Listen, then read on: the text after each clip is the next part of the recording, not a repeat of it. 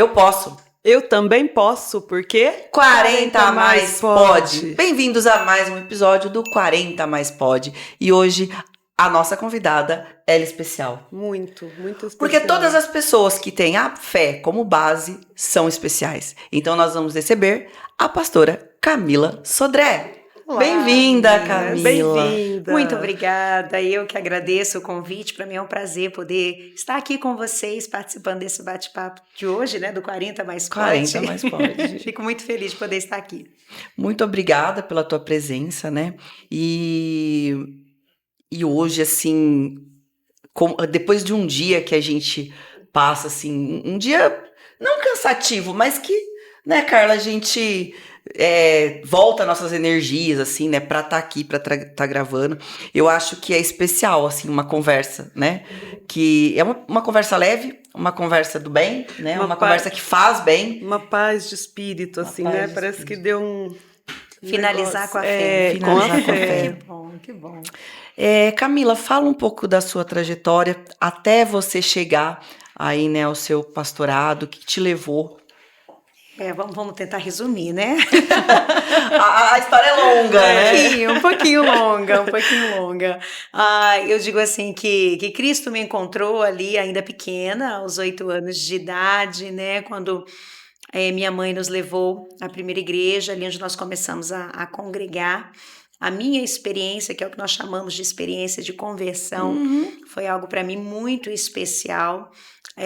Eu era uma criança que tinha indícios assim, e uma personalidade mais melancólica, mais depressiva, então uma baixa autoestima. E eu lembro que no momento, na primeira experiência com as escrituras, com a Bíblia Sagrada, no momento em que eu estava muito triste, onde havia sentimentos de rejeição, eu lembro de ter aberto a minha Bíblia e dito assim, né, ainda muito pequena, mas dito assim: bom, se aquilo que o pastor falou é verdade, Deus, que você existe, eu vou abrir a minha Bíblia aqui e vamos ver o que você vai falar para mim. E eu lembro de abrir a minha Bíblia em Salmos 27:10, onde as escrituras dizem: ainda que teu pai e tua mãe te desamparassem, o Senhor te recolheria. Aí eu levei assim um susto, né? Falei assim: isso aqui tá de brincadeira. Abri de novo e abri em Isaías 49:15. Ainda que uma mãe se esquecesse do filho que ama, o filho que amamenta, ainda que essa se esquecesse, contudo eu, Senhor, jamais me esqueceria de ti.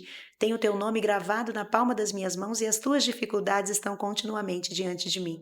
Nunca me esqueci esses 2 versículos e ali para mim foi a prova de que Deus existe. E é algo que ninguém refuta do meu coração, e hoje com 41 anos eu continuo prosseguindo no Evangelho, nas Escrituras, estudando sobre Deus. Você acredita, só aproveitar um gancho, né? Você acredita, é lógico assim, Deus ele fala com todos os seus filhos que têm fé e busca ele, né, em espírito e em verdade. Sim. Mas você acha que a criança, ela tem mais pureza, ela tem mais... não sei se é pelo coração dela ser mais aberto. Você acha que essa resposta de Deus para ela não é que é mais rápida, mas que ela consegue chegar até Deus de uma forma mais direta e mais rápida? Não sei. Bom, não sei se seria de uma forma mais direta ou mais rápida, mas nós sabemos que o próprio Cristo nos manda ser como crianças, Vem né? a nós. Em relação à malícia, né? Em relação à maldade, porque assim, a criança, nós não entendemos que a criança, ela nasce completamente, né, pura e tal, aquela coisa, tem muitas teorias psicológicas que dizem isso, né? Mas nós entendemos que a criança em si, ela nasce sim com a sua maldade, pelo menos quem tem filho sabe que você não precisa ensinar o que é errado. Sim. Não é verdade? É automático para eles mentirem, esconderem ou coisas assim, né? Mas eu entendo que a criança, ela é rápida em perdoar, ela é fácil de amar e ela é fácil de confiar, ela não vê a maldade no outro. Talvez Coração essa puro, sinceridade, né? E eu acho que ela acredita mais. Não, sem dúvida, Né? Sem dúvida. A gente sabe que a criança, eu acho que até por isso que Cristo nos manda ser como ela, né? Porque a criança, ela tem essa facilidade de crer na bondade. Na bondade. Do outro, né? Ele briga com o amiguinho, daqui a pouco já tá tudo ok, tudo Não, bonitinho, até a gente, tudo... como mãe, né? Chama a atenção ali, aí eles viram pra gente e falam: eu não gosto de você, né? Mas daqui a pouco, mãe, né? Não era verdade. Então a gente sabe que, eu penso que essa sinceridade de coração, e o que é fantástico no Evangelho é justamente isso que você falou. Deus procura quem o adora em espírito e em verdade. Deus tem intimidade com os que são sinceros com Ele. Talvez a gente vai crescendo e vai deixando essa sinceridade, essa sensibilidade, né? Para aquilo que nos leva para dentro de nós, para ter esse encontro real com Deus, esse se despir de si mesmo, né? Dizer, ó, isso aqui sou o que eu sou, Deus, né? Eu acho que Deus tá tão acostumado também a gente se revoltar com ele às vezes, né? Porque a gente se revolta, né? Eu sempre digo que Deus aguenta, né? Senão Porque não seria Deus, né? De vez em quando a gente não se revolta com Deus, né? Fala, pô, tô aqui conversando com você, falando que eu preciso, mas nunca chega.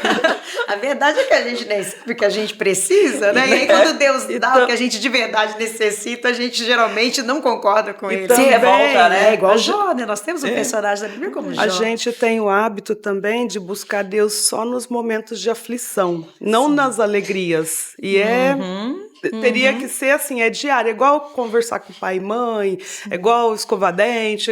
Eu acho que isso é diário, na alegria, na tristeza, na saúde, na doença. Na intimidade. Na A intimidade. Eu penso que a intimidade traz essa confiabilidade em Deus, né? Em quem Deus é. Porque a nossa confiança no outro vem a partir do momento que eu sei quem essa pessoa é. Ou pelo menos presumo que eu saiba quem ela é, né?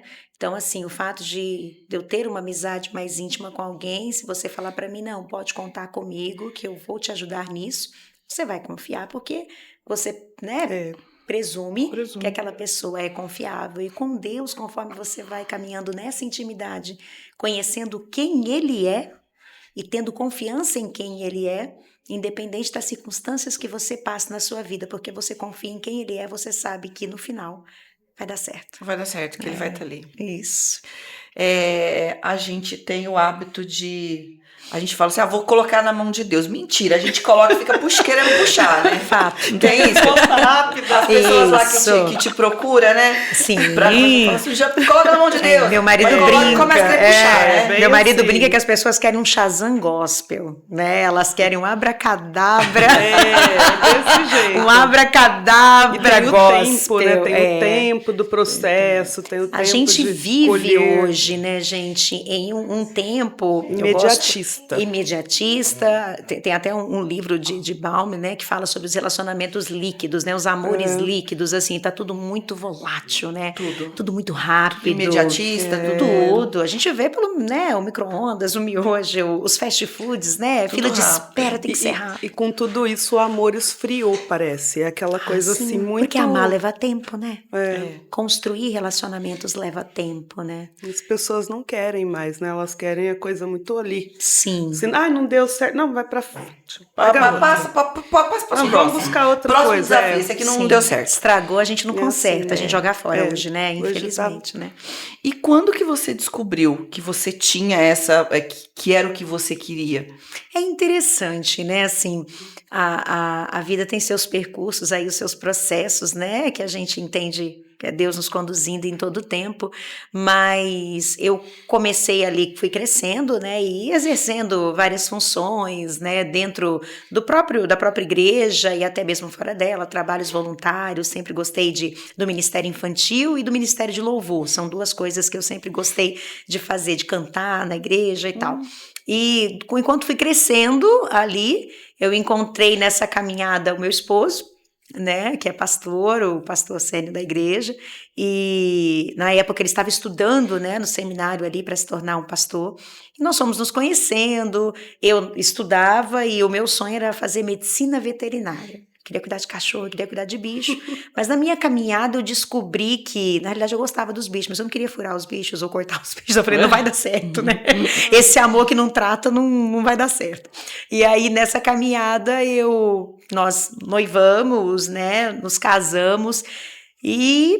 naquilo, eu sempre envolvida com a vida da igreja, eu amo a igreja, eu amo e eu descobri que eu amava pessoas, com todas as suas dificuldades, com todo desafio, porque a gente é desafiador cuidar de gente, né? É desafiador cuidar da gente mesmo, tem dia que nem a gente mesmo se entende, mas eu percebi nessa mensagem do Evangelho, tem um versículo que fala muito ao meu coração, inclusive tem até um filme que cita esse versículo no final, que diz que não há maior amor do que esse, de dar a vida pelos seus irmãos. E assim, para mim aquilo foi fantástico. Eu falei, eu quero esse amor, eu quero viver esse amor, eu tenho como exemplo Cristo na minha vida e a busca sempre foi essa. E aí por isso eu me envolvi na igreja, na comunidade onde a igreja está inserida, porque a igreja a gente entende não é só as quatro paredes, né? Deus nem habita, né, nos templos de quatro paredes, né? Deus habita dentro, Ele quer habitar dentro de nós, então é justamente levar essa pessoa de Cristo, quando Cristo fala, né, eu estive com fome, me deste de comer, estive com sede, me deste de beber, estava nu, você me vestiu, preso, você me visitou. Então eu entendo que quando eu sirvo os outros, principalmente, né, nas suas vulnerabilidades, nas suas fraquezas, eu entendo que eu levo Cristo e a imagem de Cristo a essa pessoa. E foi assim que a minha vida seguiu, eu encontrei nisso um propósito de vida, né? E assim, estar à frente de uma igreja é muito complicado. Né? Extremamente. É muito... Porque tem a burocracia também, muito, né?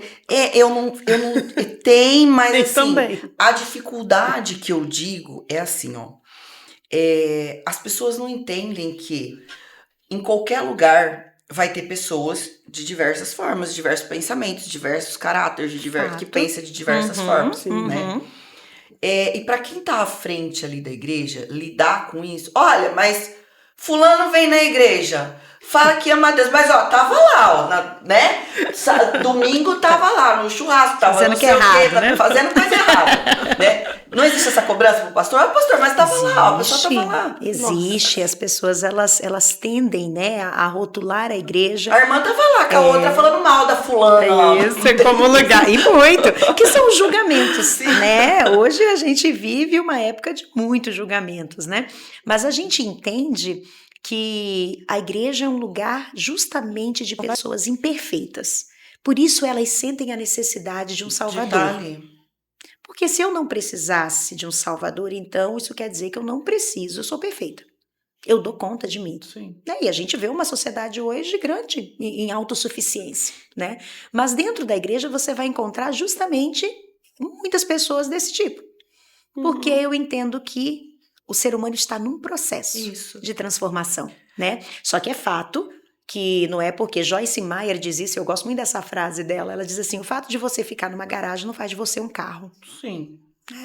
Então eu posso estar dentro de uma igreja, de uma comunidade eclesiástica, mas não faz de mim um cristão, eu não abraço o método ali que é ensinado. Fica ali em cima do muro, né? Não sabe se desce ou se fica. Isso, justamente. Você fica, como diz o profeta Elias ali, fica cocheando entre dois pensamentos, né? Eu fico em cima do muro. Se Deus é Deus, servi. Se Baal é o seu Deus, então servi o seu Deus ali. Você precisa escolher. Eu entendo que a vida é feita de escolhas e nós cremos assim também. Então, existem pessoas que, infelizmente, elas vão, mas elas fazem aquilo de uma forma ritualística, sabe? Para alívio de consciência. Fiz minha parte. Isso. Quando o evangelho não é alívio de consciência, quando o evangelho para nós é uma transformação de dentro para fora, sabe? É uma transformação da sua essência. Né? Uma essência transformada, uma vivência renovada. Então eu entendo que o evangelho é isso. Ela não é... Muita gente entende evangelho como filosofia de vida, outros, religião... Para mim, para nós, não. Evangelho para mim é uma existência transformada, uma vivência que faz sentido de propósito, sabe? Saber que meu passado, meu presente, meu futuro que está sendo construído tem como base aquilo que eu creio. Então isso para mim faz toda a diferença. Só que é fato que numa comunidade, como você disse, com várias pessoas, personalidades, com várias bagagens que se carregam, né, de suas famílias, seus ancestrais ali, é lógico que é um lugar que eu digo imperfeito, muito imperfeito, mas para nós ainda é um lugar onde você encontra Cristo, que para nós é a salvação. Eu sempre gosto da história de Noé, né? Quando Cristo Deus manda ele entrar na arca e diz para ele para colocar um casal de cada espécie. Então tinha o koala bonitinho, o panda fofinho, mas também tinha a cobra, tinha o escorpião, né? Tinha os animais que não são tão agradáveis, mas ali ainda era o único lugar que podia se salvar, né? Então eu entendo que... E aprender a conviver com o outro para se salvar. Isso, e faz você olhar. Para mim, quanto mais eu convivo com pessoas diferentes, mais eu olho para mim e vejo assim, ó, sou igualzinho também. Será que eu não faria o que ele também está fazendo? Por isso o apóstolo Paulo vai dizer, ó, você que cuida tá de pé, olha para você mesmo para que você não caia. Cristo vai dizer, você quer tirar o argueiro, né, a trave que está no olho, ele tira o cisco do seu primeiro. Do seu primeiro. Então, a igreja, essa comunidade que um afia o outro, sabe? O versículo em Provérbios que diz: ferro com ferro se afia, assim é o amigo ao outro amigo. Ferro afiando, sai faísca. Igreja tem tensão e nervoso o tempo todo. O tempo todo. E a gente cresce quando a gente abraça as nossas diferenças com humildade e misericórdia, né? Mas eu acredito que seja muito difícil estar à frente de uma igreja. Desafiador. Sim, é desafiador. Por isso que pastores precisam cuidar da sua saúde, não só espiritual, como física e emocional. Nós abraçamos muito isso dentro da nossa igreja. O nosso lema, por exemplo, é Mateus 11, 28, onde a gente vai dizer, Cristo vai dizer para nós, né? Vinde a mim, cansados, oprimidos e sobrecarregados, eu vos aliviarei.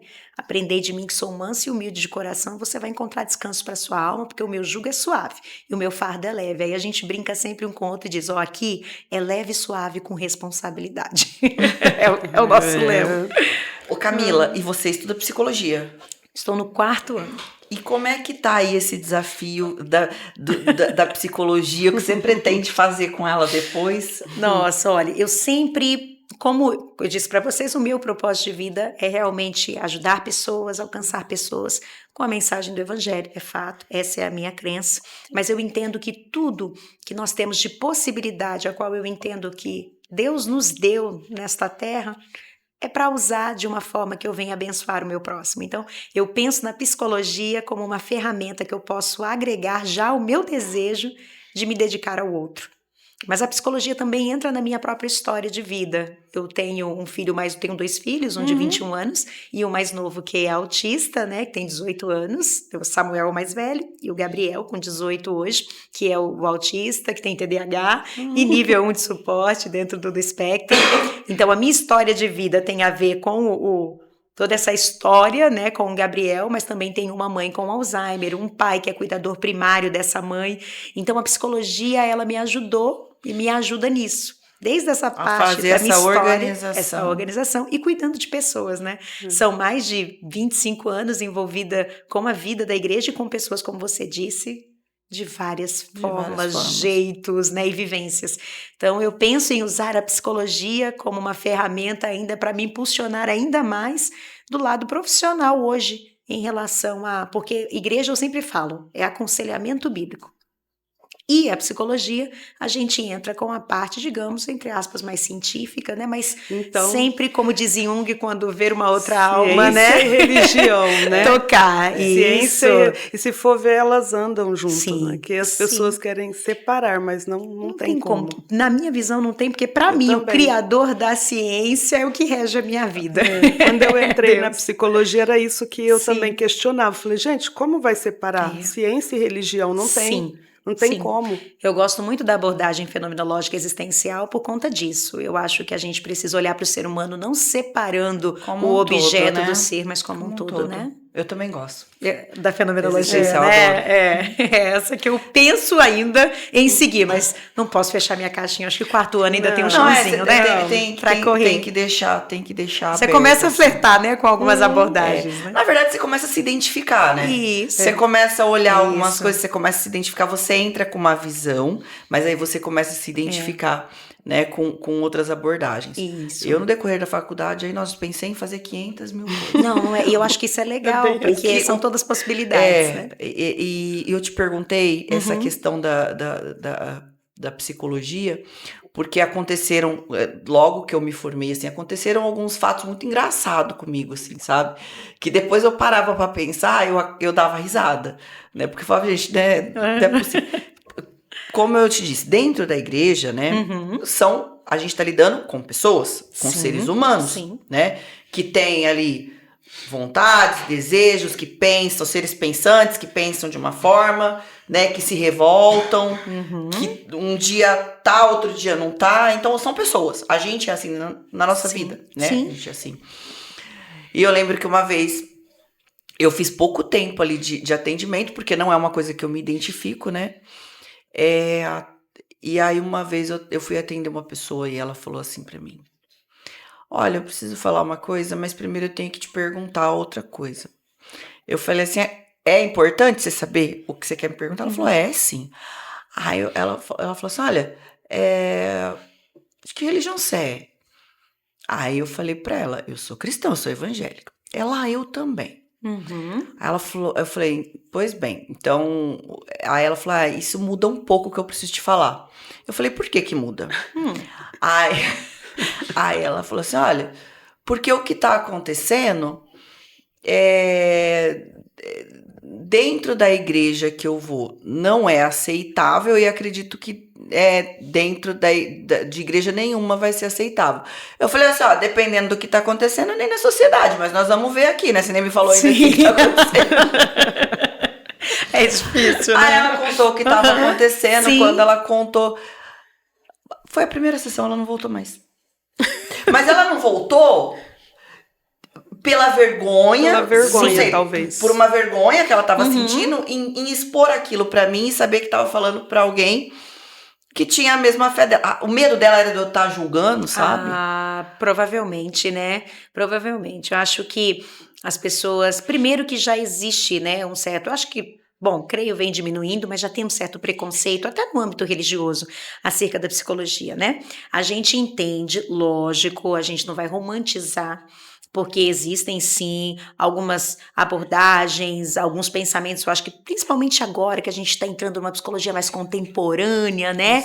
Aquela questão, não existe certo e errado, né? Sem moralidade, aquela coisa toda. Então, existe sim um certo preconceito e eu acho a psicologia extremamente também, entre aspas, perigosa. Sim. Porque por mais que a gente não diga ao outro o que fazer, e é algo que ninguém deve dizer, nem no âmbito religioso, eu não posso dizer para você o que você deve fazer, né? Cristo aponta o caminho, por exemplo, e é você que decide Na verdade, seguir, né? é uma coisa, são coisas bastante, assim, parecidas, né? Porque eu acredito que você, como pastora também, o seu ouvir não pode ser de julgamento, né? Não, tem de que forma ser de alguma. direcionamento, tem que ser de acolhimento, né? Tem Sim, que ser... nós temos, por exemplo, Mateus 6, onde Deus vai nos dizer, né, que não julgueis para que não sejais julgados, né, e tal. Então, nós temos sim que ouvir de uma forma empática, acolhedora, mas quando eu trato do aconselhamento bíblico, eu vou mostrar para você o que a Bíblia diz sobre o que você me trouxe, né, e vai caber a você o que você vai fazer com aquilo, que você vai fazer. né? Olha, Cristo diz assim, eu sempre digo, por exemplo, você vai ao médico, o médico vai te passar um tratamento e ele vai dizer para você, se tiver que tomar antibiótico, você vai tomar 14 dias. Nós temos uma tendência, porque todo antibiótico, em regra, 48, 72 horas, já alivia de sintomas. O que o ser humano faz? na sua maioria ali. Sumiu o sintoma para o remédio. Deixa eu tomar só 7 dias, 14 esses médicos, né? É um exagero, só para fazer eu gastar dinheiro. Né? O brasileiro é assim, né? Para fazer eu gastar dinheiro. Aí você vai na farmácia, nunca vendem, né? Uma caixa para os 14 dias, não, né? É sempre para ter um pouquinho 7. mais. E aí a gente para o tratamento, aí essa bactéria reforça, aí a coisa complica e tal. Então, geralmente, as pessoas elas vêm até nós com essa ideia, né? Tipo assim, você me dá a receita aqui e aí eu vou seguir e tal. Você vai me curar, né? Você vai me curar. resolver o meu problema, né? A psicologia não resolve o seu problema, nem o pastor, né? A pastora, exato. não. Cristo tem poder para resolver o seu problema, sem dúvida nenhuma, mas até ele coloca para você o que você tem que seguir para ser feito. Então, quando uma pessoa... Ele deu o livre-arbítrio para nós, né? Não é? Então, assim, existe o preconceito da pessoa que vai, né, e chega ali para falar conosco, fala assim, não, mas eu não... Você fala para ela, procura um psicólogo.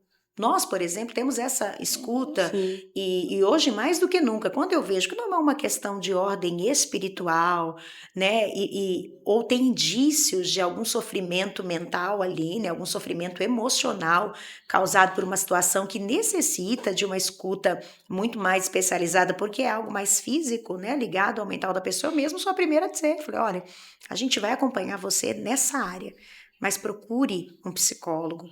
Procure alguém que possa te ajudar nessa área. Uma terapia vai fazer bem para você, você entende? E aí eu sempre deixo a critério da pessoa, falar, eu tenho que procurar um cristão?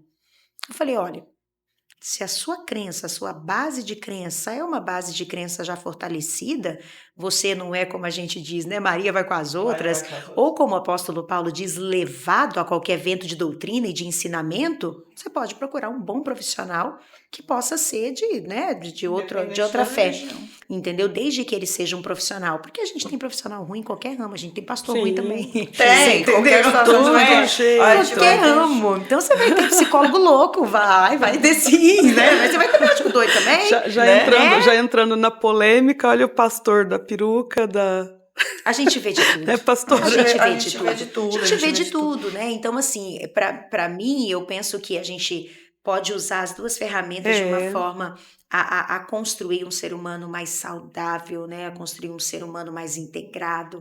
E eu acho que é fantástico. Acho que se muitos preconceitos também do lado da psicologia fossem quebrados em relação à igreja, seria maravilhoso a gente poder trabalhar de forma multidisciplinar. E esse é o meu desejo, sabe? Poder indicar alguém que procurou um aconselhamento bíblico comigo e essa pessoa ter contato com o seu psicólogo, esse psicólogo querer ter contato comigo é maravilhoso. É ótimo. Porque a gente não vê isso. É uma junção, né? Pra às vezes ajudar. a gente vê rixa entre psicólogo e psiquiatra. Exatamente. Né? Quando os dois deveriam trabalhar em conjunto pela integridade desse paciente. Então, assim, eu achei muito legal que esses dias atrás uma psicóloga me procurou querendo saber a minha opinião acerca de uma paciente dela que tem tido um aconselhamento bíblico comigo. Eu achei fantástico. Achei muito legal. Ela queria saber a minha visão acerca dela, do assunto, né, do sofrimento, para entendê-la nesse lado da fé.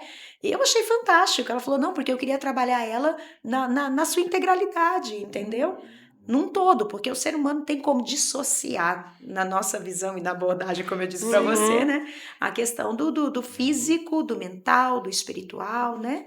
A gente pensa nessa tridimensionalidade. Assim, ó, o que eu tenho às vezes parado para pensar e percebido, né? Não sei se talvez você com uma visão assim, né, de pastorado, talvez tenha uma visão.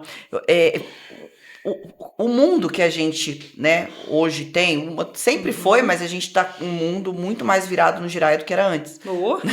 Então, assim... Virado no giraia foi ótimo. E o que eu vejo as pessoas... Eu percebo as pessoas carentes dessa busca por Deus, dessa palavra de Deus. Sim. Mas as pessoas não estão sabendo onde buscar. Certo. E aí é onde entra o pastor da peruca, o pastor de não sei o quê. Loucuras, né, que a gente vê aí. Então é onde entra essas figuras, né, que as pessoas acabam seguindo, acabam indo, né, na onda ali.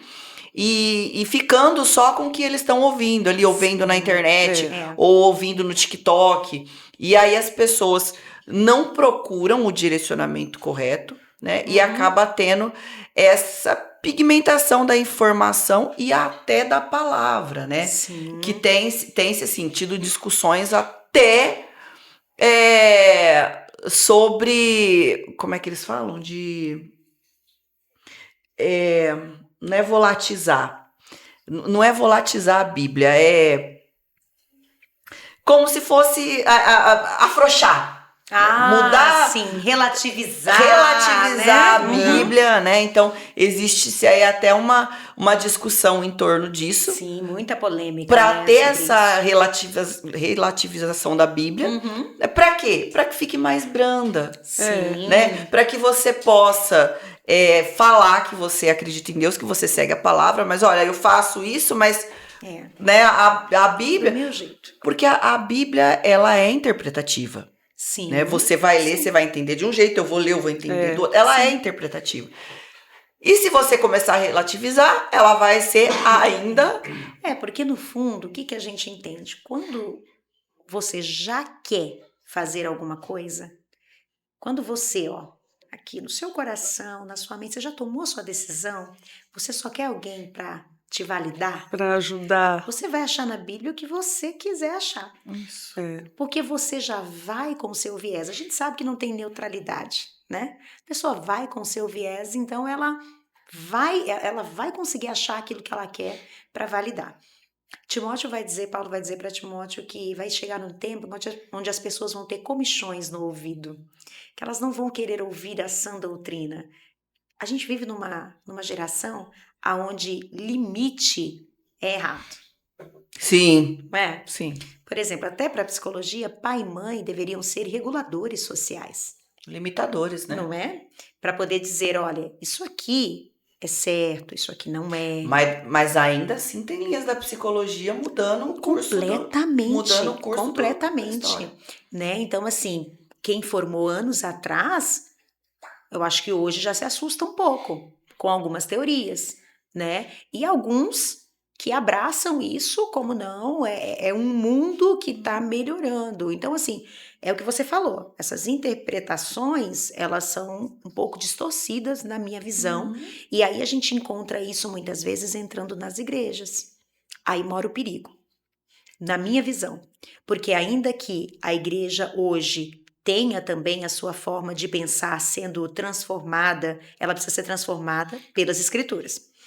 Você entende? Então, ao mesmo tempo, as pessoas já querem ouvir o que querem. Então, elas ficam nessa, como é que eu posso dizer, nesse nível raso, Sim. né? Nesse nível raso de fé, porque eu vou para um lugar aonde eles falem o que eu quero ouvir para validar o que eu já quero fazer. Eu já tô com esse pensamento. Se eu estiver num lugar que eles vão reforçar. E aí eles esquecem. Muito, né? Você entra lá no chat GPT. Nossa. Ó, o versículo da Bíblia aí que fala isso. Pronto, tá lá. E é você vai ler tudo. Você vai ler aquela frase. Tá vendo? Uma frase. Fala isso. E eu vou embora e vou fazer o que eu quero. Mas é aquilo, né? O texto sem contexto é pretexto para muita heresia. Para muito. E aí a gente esquece do contexto histórico bíblico, a gente esquece do que de verdade é aquela mensagem bíblica da história, porque a Bíblia é um livro histórico, é verdade. Mas não é o fato dela ser um livro histórico que ela é um livro que não se aplica à atualidade, é um livro muito atual. Eu leio a Bíblia e eu vejo tanta coisa que acontece hoje, já acredita nela. Até porque ela é escrita pro início e pro fim, né? Com certeza. E ela aponta para um só, para Cristo. Essa é a verdade. Sim. A Bíblia, na realidade, eu percebo o erro de muitas igrejas hoje, né? Não julgando, mas analisando, tá? Na minha visão, eu entendo que a Bíblia, ela é um livro sobre Deus. É a primeira coisa que eu preciso entender. A Bíblia não é sobre mim. Não é sobre nós. Deus. A Bíblia é sobre Deus. E ela vai contar a criação, ela vai contar a queda, ela vai contar a redenção e a restauração do homem. Então, a queda, que para nós é uma verdade absoluta, que é assim que eu creio. Ah, mas você consegue explicar isso? Você também não consegue me explicar muita coisa da evolução, então me desculpe. Se ciência é o que é observado, você não observou a evolução, assim como eu não observei o Jardim do Éden. Então, respeito a sua teoria da evolução, mas respeite a minha teoria da criação. Então, eu entendo que a Bíblia fala sobre a criação, que Deus criou o homem, que infelizmente houve o pecado, mas Deus já tinha um plano desde a fundação do mundo, que é a rendição do homem, vinda por meio de Cristo na cruz, o qual está nos preparando para a restauração, que é a vinda dele. Ok, essa é a história sobre Deus. Então, quando eu leio a Bíblia querendo conhecer Deus, eu tenho confiança nessa bondade de Deus, nessa fidelidade de Deus, mas também num Deus que me põe limites. E num Deus que põe limites, porque Ele sabe o que é melhor para mim. Eu sempre gosto de citar um exemplo, por exemplo, os meus filhos amam batata frita desde pequenininhos. Nós moramos ali 7 anos fora do Brasil e pensa nos meninos que voltaram apaixonados mais ainda por hambúrguer e batata frita, né? Porque é a comida do norte-americano, né? E aí, naquele momento, eu pensava assim, meu Deus, se eu der batata frita e hambúrguer para esses meninos todos os dias... Misericórdia, eles vão ter todos os problemas de saúde possíveis, né? Então, o que eu colocava? Limites. Hoje não. Sim. Hoje não tem batata frita. Chorava, esperneava. Mas não tem batata frita. Você entende? Mas aí a gente vê pessoas indo para a igreja e aí elas querem pegar a Bíblia e aí elas querem um evangelho segundo elas e não segundo Deus. Que facilitem a vida delas, né? Sim, porque, gente, se você parar para pensar... Eu sempre digo que nós somos capazes de fazer as maiores atrocidades possíveis. Por isso que a gente não pode julgar as pessoas, ao contrário. Eu preciso estender esse olhar de misericórdia. É o ser humano, né? É o ser humano. Se você for, por exemplo, ver os réus primários aí que fazem e cometem crimes hediondos, a primeira coisa que essa pessoa vai falar pra você é: eu não sabia que eu era capaz de fazer isso. Você entende? Então a gente tem muitas situações aí, casos no direito que você vê que casos assim, como é que a pessoa foi capaz de fazer, mas a gente é capaz de fazer. Né? Por isso que eu falo que as pessoas se arriscam quando provoca a pessoa a perder o réu primário. Vai saber o que não tá acumulado. Gente, e hoje em dia Sai todo mas pra não é? fora aí. E é o que a gente tá falando, nessa sociedade frenética, que, por exemplo, a gente tá aqui, mas possa ser que a nossa mente esteja já pensando, eu saí daqui, eu tenho que resolver tal coisa. Às vezes você tá aqui falando comigo, olhando pra mim, você tá com sua cabeça tá lá longe. Não sei vocês, mas às vezes eu vou deitar, se eu não me policiar pra viver o meu momento, que é de sono, minha cabeça fica pensando numa lista de coisas que eu tenho que fazer amanhã e eu não descanso. Você passa 2 horas, 3 horas na cama só pensando Não no que é? fazer no outro dia. E às vezes as pessoas estão ali sentadas na igreja, que elas estão ali para ouvir Deus, ou seria para ouvir a mensagem, ouvir o que a Bíblia diz. Foi lá, esquentou um banco, o banco pensou Não é? na vida inteira. Não, ou se não dormiu. E saiu do mesmo jeito. Pensou, e porque assim, hoje elas exigem que os pastores, né, ou o grupo de louvor, ou intertam. Né? Eles querem fazer da igreja, e infelizmente muitos pastores têm aderido a isso, a igreja virou entretenimento. Virou circo, Né? Virou entretenimento. Eu tenho que ter um show pirotécnico para ser oculto e inesquecível na minha vida. Quando na realidade, Deus está no comum. A unção está na palavra, né? Sim, é Deus quem faz, e Deus se manifesta como um Deus comum nos dias comuns. Sabe? Ali, ele é um Deus que opera em dias comuns. Comum ele nunca é, porque ele é fantástico. Mas ele trabalha nos dias. Nós estamos aqui reunidas, aqui conversando sobre Deus. Ele está aqui. Eu tenho certeza absoluta disso. Mas aí as pessoas esperam que ali, naquele momento, que seja feita a obra, o milagre ali, né? Sim. Porque, afinal de contas, eu vim aqui no domingo fazer o quê? Esperando a obra. Aí ela sai de lá, aí você fala assim, hoje a palavra vai falar no coração de alguém. A pessoa será, mas no meu não falou nada. Mas também... É teologia que eles ensinam hoje triunfalista, imediatista. Quando na realidade o homem está em construção, né? Sempre, né? Eternamente em construção. Isso aí. Mas agora, Camila, a gente tem um quadro aqui no nosso programa que a gente vai buscar na rua o que as pessoas querem saber. Ok. E eu acredito que tenha sido bastante... Porque... é polêmico, né? Ok, vamos lá. Religião sempre é polêmica. Sim, as pessoas sim. não sabem falar de religião sem polêmica. E ainda mais hoje no mundo polarizado como nós estamos, né? Deus é um só e as pessoas conseguem dividir, somar, multiplicar, subtrair. Tudo. Mas eu acho que o mais difícil hoje é o respeito, né? Acho que o respeito. Isso. Né? Então vamos lá, será que a Ana tem alguma pergunta para nós? Chama a Ana. Ana. Ana Gurevitch na rua de novo, pro 40 Mais Pode. Tudo bem com vocês aí, meninas? Carla e Cíntia, meu muito obrigada. E meu muito obrigada especial para nossa convidada de hoje, a pastora Camila Sodré, que vem trazer um pouquinho da sua fé aqui pra gente. Eu tô aqui na rua para pegar pessoas para fazer perguntas para nossa convidada aí no estúdio, então eu volto já já. Vamos esperar a Ana voltar com as nossas perguntas. E vamos falar um pouquinho. A Carla até estava falando com a gente. Você comentou, você tem um filho que ele é especial. Sim, ele é autista, Isso, né? ele é Ele autista. está dentro do espectro. O Gabriel hoje está com 18 anos. Está com 18. Nossa, 18 anos. Isso, ele foi diagnosticado até tardiamente, de 13 para 14 anos. Igual o caso do meu sobrinho. Foi diagnosticado com 21. Olha Também. só. Olha quanto sofrimento, Sim. né? Eu Essa digo criança assim que passa. nós como pais, a gente volta naquela questão, né, do não julgamento, mas como pais, assim, a gente percebia que ele era diferente. Inclusive, o meu mais velho dizia, mãe, ele não é desobediente, ele é diferente. O Samuel, assim, eu falo, foi o primeiro pastor psicólogo do Gabriel, foi o Samuel, até hoje, são muito grudados. E ele dizia pra mim, né, quando o Gabriel tinha os seus acessos ali de que a gente pensava que era birra, mas a gente via que era um choro de muito sofrimento, né? Quando ele tinha as questões de seletividade alimentar. Outra coisa que eu via, porque assim, né, gente, a gente também tem que abrir os olhos que hoje há um comércio de laudos, né? Sim. Há um comércio. Sim. Há muita criança sendo diagnosticada com TEA sem ser TEA, com TOD sem ser TOD, né? Com tantas outras coisas, TDAH às vezes sem ser TDAH. Então, a gente precisa realmente procurar muito a fundo antes de rotular, porque essa criança, como ninguém é o seu diagnóstico, ninguém pode ser visto por um diagnóstico, né? Então, quando eu eu falava assim, coisa de mãe, né? Levanta, vamos lá, vai escovar dente, vai, já arrumou sua cama, pegou seu material e tal, vambora, já fez isso, já fez aquilo. Enquanto o Samuel tava ali no meio da minha frenética, das minhas frenéticas ondas, o Gabriel sentava no chão, batia na cabeça e dizia, eu não entendo, eu não Pra entendo. ele tava sendo demais. Demais, ele chorava, mas chorava assim, de horas. Aqui ele não conseguia se organizar. E eu fui levando, meu marido fomos levando, não, levanta daí, Gabriel, aquela coisa, né?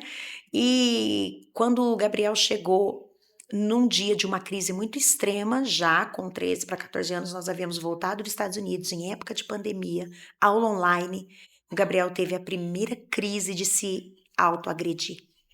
Aí foi quando nós olhamos um para o outro e nós dissemos, não dá.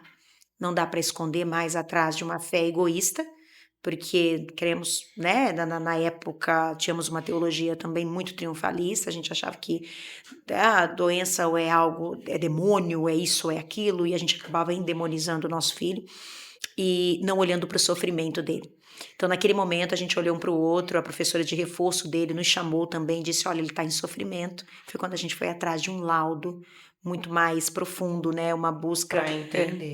Demorado, é muito demorado, o laudo. gente. E por isso que eu também não julgo os pais, porque há um luto. Há um luto do filho ideal pro filho real que você tem. E aí? Vai ter uma vida normal? Tudo vai aquilo poder... que você planejou, né? Porque o pai e a mãe... Sim, cria a gente expectativa, idealiza, né? Tem Sim. jeito, a gente idealiza nos nossos filhos, né? A gente projeta, né, aquilo que a gente não fez neles, A aquilo gente que a esquece gente que a quer. vida é deles, né? Que eles são seres completos, saíram de nós, mas não são nossos, né? A verdade é essa. Então, quando a gente encarou o luto, né, desse filho ideal, quando a gente abraçou realmente a realidade e a gente saiu desse negacionismo, mas amou o Gabriel com todas as suas diferenças, com toda a sua diversidade. Eu lembro que o Gabriel, quando recebeu o seu diagnóstico, foi maravilhoso, porque ele virou para nós e disse assim, mãe, pai, Deus não erra, eu sabia que eu era diferente. Meu sobrinho também. E a gente tão angustiado, dizendo, filho, você tá bem, você sabe que você pode, né, filho? Porque eu nunca E pra limitei ele, talvez tenha sido um alívio. Muito. Libertador. Porque eu acho que na cabeça dele, ele por que só eu sou assim, né? Sim. E quando ele entendeu, pra ele foi libertador. Sim. Pronto, Libertador é por isso que eu sou demais. assim. Muito, e ele aprendeu a se conhecer, né? E não é, eu falo que a Bíblia já diz, né? Conhece-te, pois a si mesmo. Quando ele fala, né? Paulo diz assim: examine-se, pois o homem a si mesmo, depois come e bebe e tal. Ele tá falando da ceia, mas eu gosto dessa frase. Examine-se, pois o homem a si mesmo. Gabriel aprendeu a se examinar. Ele aprendeu a se conhecer. Né? Sócrates vai dizer lá, conhece-te a ti mesmo, né? Sim. Ele aprendeu a se E conhecer. depois do diagnóstico, eles têm uma evolução tão grande. Sim. É assim, é algo assim fantástico de você ver. Fala, meu Deus. Nós fomos fazer a escola de paz, eu e meu marido. A primeira coisa que nós fizemos foi pedir perdão a ele. Nós sentamos com ele, falamos, filhos, olha, filho, perdão quando nós não entendíamos as suas limitações, perdão porque fomos egoístas, pensamos só em nós e achando, porque eu sempre digo que pais quando erram, pais amorosos, né, dedicados, piedosos, eu sempre digo, a gente erra tentando acertar. Por amor, A gente né? não erra propositalmente, né? A gente mostra a nossa imperfeição, mas continuar errando, aí já é muita falta de sabedoria, já é ignorância. Então, quando a gente chegou e pediu perdão a ele, isso foi fantástico. O nosso relacionamento foi outro Mudou. e a gente viu a evolução do Gabriel. Hoje, com 18 anos, é um menino muito altruísta, muito dedicado e que não se entregou ao seu diagnóstico. Para mim, isso foi mais fantástico no Gabriel. Ele sempre diz para mim, quando eu chego em algum lugar onde ele tem preferência na fila, ele diz para mim, eu falo para ele, vamos na fila preferencial. Ele diz, não, eu tô bem. Tem problema nenhum, tô bem. E a gente fica na fila normal. No hospital, então, se a gente vai na emergência, ele não aceita pegar nada especial. Falei, então tá bom. Ele quer esperar. Ele quer esperar só no cinema que ele gosta do desconto. Bom. Desconto errado, não tá desconto errado. ele gosta. Vamos lá, então, chamar a Ana? Vamos. Ana, qual é a pergunta que você tem pra nós? Eu tô aqui com a Natália, que já tem uma perguntinha para nossa convidada, a pastora Camila Sodré. Tudo bem com você, Natália? Tudo bem. Você tem uma perguntinha para nossa convidada? Sim, eu gostaria de saber, pastora, se o tratamento, o remédio é falta de fé ou não. Ótima pergunta, né? Porque as doenças às vezes não são levadas a sério, não é mesmo, pastora? Responde aí pra gente. Bom, Natália, essa é uma pergunta, né, que é desafiadora, porque nós temos sim correntes teológicas que ainda pensam assim. Então, como a gente está falando de respeito, né? Eu acho que eu respeito a fé de cada um. Eu não vejo dessa forma, nós não vemos teologicamente dessa forma, nós entendemos, como a gente falou, do homem na sua integralidade, na sua tridimensionalidade, alma, corpo e espírito. Então, nós entendemos que a medicina entra de uma forma como bênção de Deus para tratar esse homem físico, esse homem que ainda habita numa carne e que é vulnerável. Então, para nós, o uso de remédios não é, de forma alguma, falta de fé, tá? Então, para nós, está doente fisicamente, até mesmo, né, mentalmente, a necessidade, a demanda da situação que você tem vivido, esse remédio vai ajudar você a se orientar, a se organizar. Veja isso como uma bênção de Deus. A Bíblia vai dizer, se os teus olhos forem puros, tudo vai ser puro para você. Né? Então, quando eu olho para a medicação como uma bênção de Deus, como um meio, né, de Deus para me abençoar, nossa, eu aprendi a olhar isso com muita gratidão. Eu, por exemplo, faço uso do hormônio, né, do hormônio para tireoide, porque eu tive um câncer de tireoide, eu fiz a cirurgia, então hoje eu tenho hipotireoidismo. E no início, quando eu tinha uma teologia que para mim era uma teologia equivocada, né, ela não funcionava para sustentar a minha fé, eu vivia angustiada com aquele remédio. Até o dia em que eu falei, Senhor, quando eu li esse versículo em relação à pureza dos meus olhos, eu olhei para aquilo e falei, eu estou viva. Eu poderia ter tido uma metástase, quantas pessoas sofrendo numa situação de câncer irremediável. E eu estou tendo a oportunidade de tomar um comprimidinho desse tamanho, toda manhã. Eu só tenho que esperar 30 minutos para poder comer. E eu estou aqui me martirizando. Por que não olhar isso com gratidão? Então eu penso que tudo que eu ofereço a Deus com gratidão, isso volta para mim em forma de milagre na minha vida. Bom, então vamos chamar a Ana de novo e saber qual é a próxima pergunta. Oi meninas, eu tô aqui com a Josana, que tem uma perguntinha para nossa convidada, a pastora Camila Sodré. Tudo bem com você, Josana? Tudo bem. E você tem uma pergunta para nossa convidada? Tenho sim. Eu gostaria de saber da pastora como que nós, pais, a igreja, né, pode acolher a família com a criança com autismo, né? Tema muito importante. Comenta aí pra gente, pastora. Oi, Josana. Bom, eu vou responder conforme a minha experiência do que nós temos exercido ali na nossa igreja, tá? Como eu tenho um filho atípico, nós começamos em nossa igreja a receber famílias atípicas, a organizar esse ministério de acolhimento. Como é que nós recebemos? Para nós, em primeiro lugar, é o amor. A Bíblia diz que o amor nunca falha. Então, receber essas famílias, nós baseamos em 1 Coríntios 13 ali, onde diz que o amor tudo sofre, tudo espera, tudo suporta, né? O amor, ele não trata com indiferença, ele não trata com falsidade, ele não se orgulha, ele não se irrita, ele não suspeita mal. Então, a gente recebe estas famílias com as suas angústias, com os seus medos e tentando nos adaptar também a elas, né? Porque o culto é algo cheio de estímulo. É difícil adaptar o culto, mas nós sempre tentamos conscientizar a igreja e a gente tem tentado receber estas famílias explicando para elas, né, os dias que nós conseguimos ter voluntários para poder acolher os seus filhos atípicos. Então, geralmente, na nossa igreja, o culto do domingo de manhã é o culto onde funciona o Ministério Ágape, justamente por conta que Ágape significa o amor de Deus.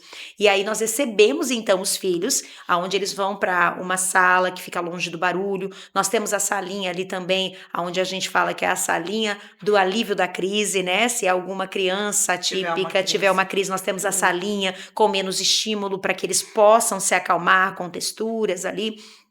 Nós temos também um apoio para esses pais, caso eles precisem de ajuda para poder ter médicos, né, e seguir o caminho de como conseguir um laudo. Muitas famílias chegam até nós com suspeita de que seus filhos possam ter algum tipo de transtorno ou atipia, mas não sabem por onde começar. Então, a gente tenta acolher essas famílias através do conselho espiritual, do conforto, porque nós cremos que o evangelho traz conforto, ele é boas novas, né? Então esse conforto, a gente abraça essa família em dizer para ela, olha, no mundo nós temos sim aflições e dificuldades, mas Cristo nos manda ter bom ânimo. Seu filho não veio errado, não. Deus tem um propósito. A Bíblia diz que quando Deus fala com Moisés, ele diz, eu não criei o surdo, o mudo. Nós entendemos que Deus criou todas essas pessoas e criou os nossos filhos atípicos com um propósito. Possa ser um propósito que nos aprimore ou um propósito em que faça que os nossos filhos sejam uma bênção para a sociedade, para o lugar onde eles estão plantados. Então, lutamos contra o preconceito e abraçamos essas famílias com carinho, com um acolhimento, com empatia, com uma escuta ativa, de forma a poder ajudá-los. Penso que essa é a forma. E é excelente, eu achei muito legal o projeto de ter na igreja esse acolhimento, né? E essa organização.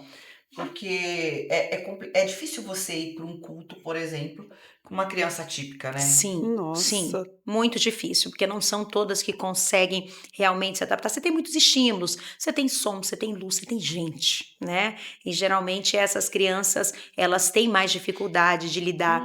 Só que nós entendemos também que a igreja funciona, e isso eu guardei por conta da neuropsicóloga do meu filho, porque o Gabriel, ele cresceu no meio de muita gente, cresceu na igreja, no meio de barulho. E aí ela fala, olha, pelo menos ela era a favor da dessensibilização. Ela falou que alguns pais, quando recebem o diagnóstico dos seus filhos e quando muito pequenos, eles meio que colocam eles em uma bolha. E o autista neurodivergente, ele tem uma capacidade, porque pelo menos ela cria na plasticidade, né, cerebral. Sim. Hoje nós temos já essa corrente. Então ela crê que isso faz parte também para o autista. Conforme você vai expondo aos poucos a algo que ele tem um excesso de sensibilidade, você vai fazendo a dessensibilização, né? Você vai fazendo com que ele tenha mais capacidade de suportar aos poucos o barulho, o contato social, né? A sensibilidade aos efeitos sonoros, às cores e tal, aos visuais. Então, o meu Gabriel acabou meio que, né, digamos, na marra, né, dessensibilizado ali, quando nós não tínhamos o conhecimento, mas que nem ela diz, né, e aí eu gosto muito disso, Romanos 8:28, tudo coopera pro bem, daqueles que amam a Deus, então acabou cooperando. Sofreu, é verdade, poderia ter sido feito de uma forma mais gradativa, mais dosada, né, mas aconteceu a dessensibilização. Então ele vai no culto, ele fica, quando ele percebe que tá muito barulho, ele sai, ele se autorregula, e é isso que a gente procura fazer com as nossas crianças quando esses pais atípicos nos pedem ajuda. Então, quando eles nos autorizam, o que acontece? Eles ficam um pouquinho no culto, começou a ficar muito agitado, eles sobem. E aí, ao subir, eles se acalmam. Alguns deles mesmo pedem, tia, eu quero ficar lá no culto hoje. Quando eles são verbais, eles nos pedem, né? Então, aí eles sentam ali um pouquinho no culto, aí, agora eu quero subir. Tá demais. Aí eles sobem, né? Então, aos pouquinhos, a gente tem feito esse trabalho.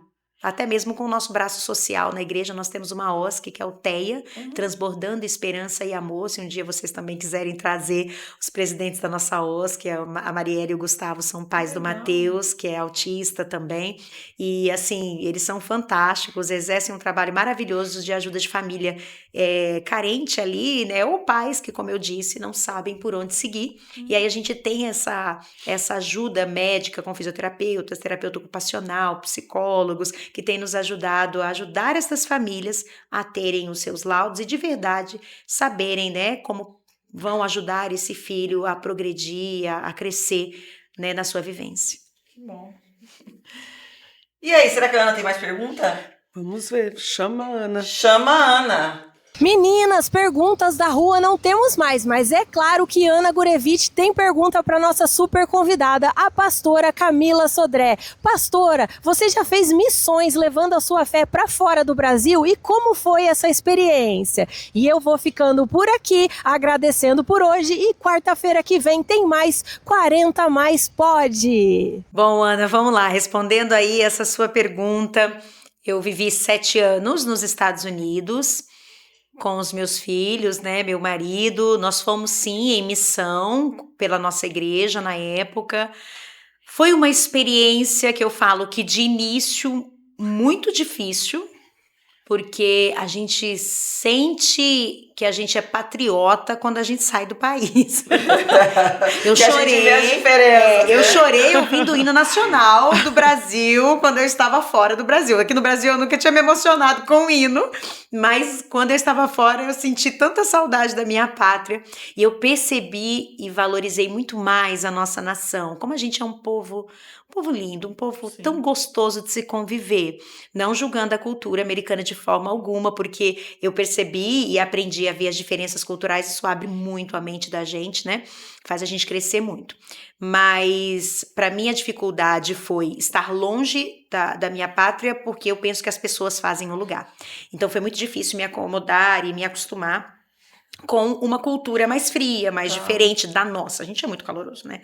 A gente se A conhece gente no ponto de é ônibus, a gente acolhedor, conta a né? vida um do outro, né? A gente abraça, a gente beija, aquela coisa toda. Meus filhos sofreram, porque na escola eu fui chamada para dizer que o meu pequeno de 5 anos, estava com 5 anos, que é o Gabriel, de 18 anos hoje, não podia abraçar. Ele tinha que perguntar se ela queria ser abraçada, a professora.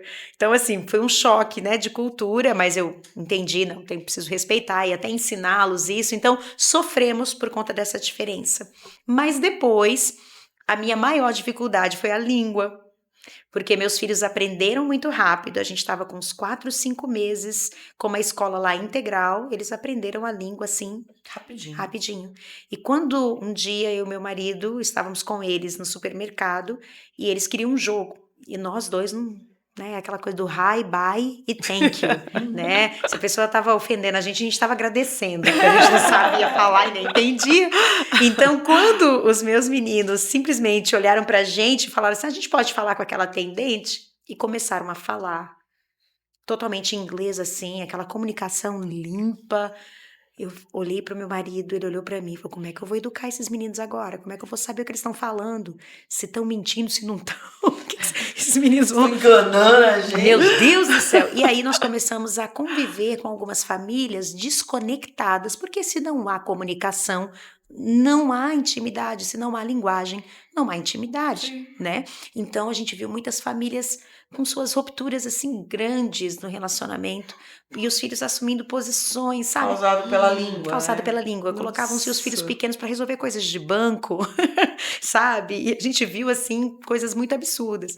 E aí eu entendi, nós dois entendemos, a gente precisava mergulhar na língua. O que a gente fez? Tirou tudo de português de casa. Falou, não, estamos na América, então vamos viver na América. E aí foram 3 anos de uma imersão no inglês. O que eu mais sabia, assim, de cor e salteado, era a minha Bíblia. Então, tirei a minha Bíblia de português e coloquei ela em inglês. E ali nós começamos. Só assistíamos em inglês, a cabeça doía. Os primeiros 3 anos foi um período bem difícil. Mas depois, a gente colhe os frutos, né, da fluência. E, assim... você poder comunicar é fantástico. E aí a gente começou a abraçar o país de verdade. Aí virou a casa. Sim. Então a gente vê que o sofrimento, ele pode ter 2 vias para você, né? Ou ele te destrói ou ele te constrói. Né? Então a gente abraçou a construção. Falei, vamos construir então aí, renovar a nossa mente para que a gente possa experimentar os frutos de poder realmente abraçar essa língua que é falada no mundo todo. Então por esse lado a experiência foi maravilhosa. Camila, quero te agradecer por ter aceitado o nosso convite, por ter vindo ter essa conversa com a gente que foi maravilhosa. Tá convidada para voltar quando quiser. Tá. Olha, eu que agradeço. Muito obrigada pela recepção, pelo acolhimento de vocês, por essa escuta, né, em relação tanto às minhas experiências quanto a esse papo de fé que eu acho que nos faz crescer muito. Demais. Desejo sucesso para vocês, continuem aí trazendo essas mulheres que com 40 a mais ainda pode dar muito fruto, né? Dá muito fruto. Muito. Pode. Que bom, muito obrigada, menina. Obrigada, Camila. Obrigada. Obrigada aos nossos telespectadores e até o próximo episódio, porque eu posso. Eu também posso, porque 40 mais pode. Pode responder. Tá? Bom, Natália. não, espera. barulho. Que bom. Peraí, cortou? Só 1 minuto. Ana, muito obrigada por mais um programa. Peraí. Pode ir. A Cíntia falou literalmente assim. Pode ir. Ana? Ah, é a Ana. Então tá. Mulher faz tudo. Depois edita, depois Tá edita. confuso, você tá aqui, tá lá. Agora é assim.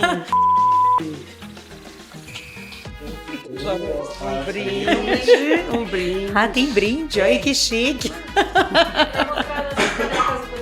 É verdade, muito bonitas. E aí, pastor? Gente, obrigada. Muito bom, me sinto Obrigada muito à a você. vontade.